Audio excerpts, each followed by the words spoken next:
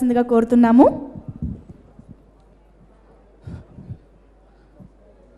అందరికీ నమస్కారం. చాలా సంతోషంగా ఉంది విజయోత్సవ సభలో అందరినీ చూడటం. ఈ సినిమాలో 2 పాటలు రాశాను. ఒకటి గ్లాస్మేట్స్, తర్వాత రెండవది ప్రయత్నమే మొదటి విజయం అనే పాట. గ్లాస్మేట్స్ అనే పాట సంతోషాన్ని ఇస్తే, ప్రయత్నమే మొదటి విజయం అనే పాట సంతృప్తినిచ్చింది. ఎందుకంటే స్ఫూర్తి గీతాలు రాయడం అన్నది ఎప్పుడు ఎనలేని సంతృప్తినిచ్చే విషయం.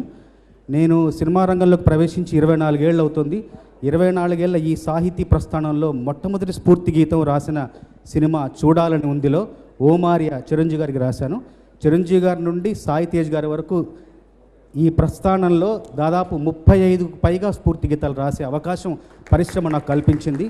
ప్రతి అవకాశాన్ని సద్వినియోగపరుచుకున్నాను. ప్రతి గీతం కూడా విభిన్న రీతిలో నన్ను నేను ఆవిష్కరించే ప్రయత్నం చేశాను.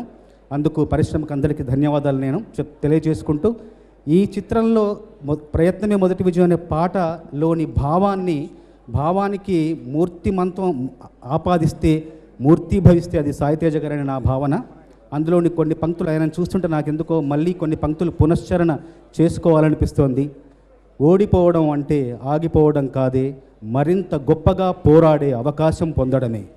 అడుగు అడుగు వెయ్యనిదే అంతరిక్షమే అందేనా, పడుతూ పడుతూ లేవనిదే పసిపాదం పరుగులు తీసేనా, మునిగి మునిగి తేలనిదే మహాసంద్రమే లొంగేనా, కరిగి కరిగి వెలగనిదే కొవ్వొత్తి చీకటిని తరిమేనా, ముగింపే ఏమైనా మధ్యలో వదలొద్దురా నీ సాధన, ప్రయత్నమే మొదటి విజయం, ప్రయత్నమే మన ఆయుధం. చేసే పోరాటంలో రక్తం చిందేస్తున్నా అది ఎర్ర సిరాగా మన చరితను రాస్తుందనుకోవాలి. ప్రయత్నమే మొదటి విజయం, ప్రయత్నమే మన ఆయుధం. ప్రయత్నాన్ని ఆయుధంగా చేతబోని ఆయువున్నన్నాళ్ళు పోరాడుతూ ఉంటే అదృష్టం మన అంగరక్షకుడు అవుతుందని నా అభిప్రాయం. ఇంత మంచి పాట రాసే అవకాశం ఇచ్చిన కిషోర్ గారికి, కేవలం పాట అంటే కేవలం కర్ణపేయంగా మాత్రమే కాదు, హృదయపేయంగా ఉండాలని పరితపించే దేవిశ్రీ ప్రసాద్ గారికి, మా అందరికీ వేదిక కల్పించిన మైత్రి మూవీస్ వాళ్ళకి మరొక్కసారి అందరికీ మనస్ఫూర్తిగా ధన్యవాదాలు తెలియజేసుకుంటూ ముగిస్తున్నాను.